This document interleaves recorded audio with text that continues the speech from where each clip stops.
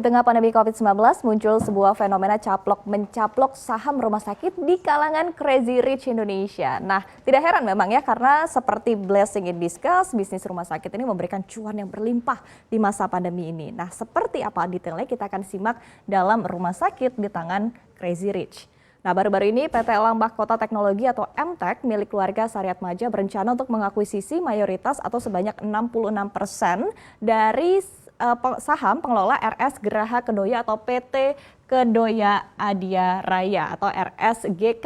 Nah, melalui saham ataupun juga melalui PT Sarana Meditama Metropolitan atau SAME. Nah, kita ketahui bahwa rencananya RSGK ini akan melepas 185 juta saham atau setara dengan 20% dari modal yang ditempatkan dan disetor dengan harga adalah Rp1.720 per sahamnya, di mana potensi total dana IPO ini mencapai 319,82 miliar rupiah.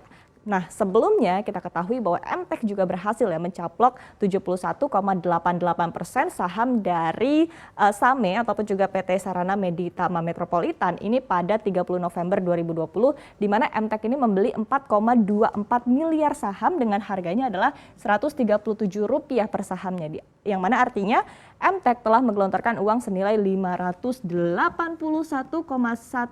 miliar rupiah ya untuk mendapatkan saham dari PT Sarana Meditama Metropolitan ataupun juga SAME. Nah, kita ketahui bahwa ekspansi yang terus dilakukan oleh MTEK ke bisnis rumah sakit tanah air ini diprediksi akan semakin memperketat persaingan di ekosistem layanan kesehatan. Karena ada beberapa emiten pengelola RS yang dimiliki oleh Crazy Rich Indonesia yang melantai di bursa saham kita. Di antaranya adalah PT Siloam International Hospital atau Silo di bawah kendali Lipo Group atau keluarga Riyadi. Ada juga RS Mayapada milik Taipan Dato Sri Tahir, Sejahtera Raya Anugerah Jaya. Kemudian ada juga PT Mitra Keluarga Karya Sehat ataupun juga MIKA, ini adalah milik pendiri KLB Pharma, KLBF yaitu adalah Benjamin Setiawan. Kemudian ada juga RS Primaya Hospital milik Edwin Suryajaya dan juga Menteri Parekraf ada Sandiaga Uno melalui PT Saratoga Investama Sedaya atau RSTG. Dan tentu masih banyak ya emiten-emiten lainnya yang dimiliki oleh Crazy Rich Indonesia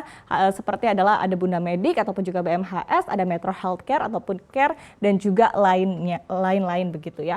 Kemudian kita lihat, nah memang sebetulnya berbicara tentang prospek bisnis rumah sakit di tanah air ini terbilang menjanjikan ya, apalagi ditopang dengan dana dan juga komitmen pemerintah, kemudian juga ada demografi penduduk Indonesia dan juga masih tingginya angka kasus COVID-19 di tanah air.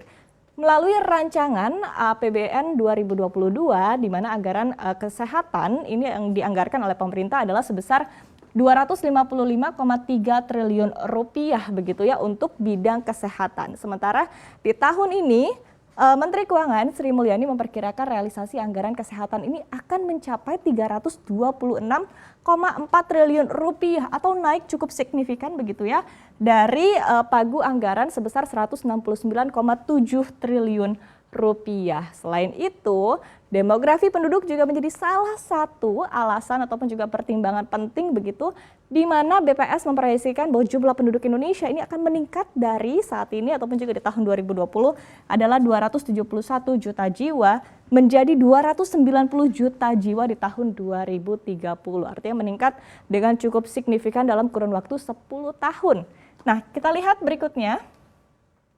Seperti apa sih kinerja emiten-emiten rumah sakit di masa pandemi COVID-19 pada semester 1 di tahun 2021. Kita lihat di sini untuk SAME atau PT Sarana Meditama Metropolitan yang mana pendapatannya melesat hingga 103,1% secara year on year atau menjadi Rp438,1 miliar di mana SAME ini juga berhasil membalikan laba bersih begitu ataupun juga dari kerugian di tahun lalu di tahun 2020 sebesar Rp47,4 miliar menjadi keuntungan atau laba sebesar Rp98,6 miliar.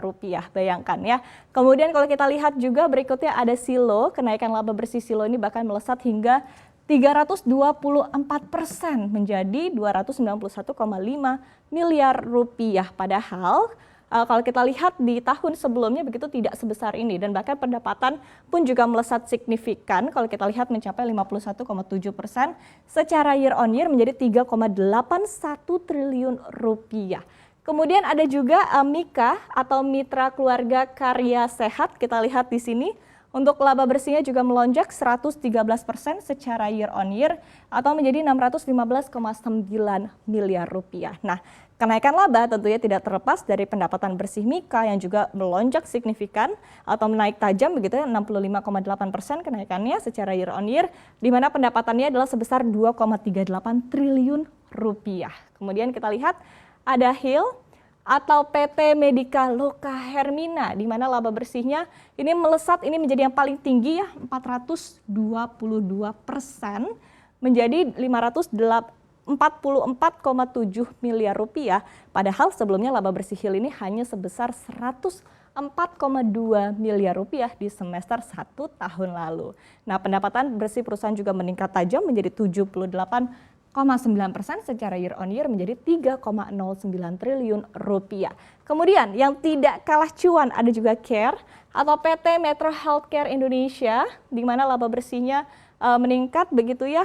Kalau kita lihat di sini pendapatannya naik 40,2% secara year on year ataupun juga menjadi 146,3 miliar rupiah, dan laba bersih melonjak hingga 150% menjadi 15,7 miliar rupiah. Nah, inilah cuan-cuan yang dihasilkan oleh emiten pengelola rumah sakit di masa pandemi COVID-19, di mana juga tadi disebutkan ya, sebetulnya prospek industri rumah sakit ini juga masih akan terus bagus ke depannya karena tadi ada bonus demografi yang dialami oleh Indonesia. Nah, kita akan lihat apakah betul-betul prospeknya akan lebih bagus begitu ketimbang di masa-masa sebelumnya. Kita akan lihat seperti apa perkembangannya.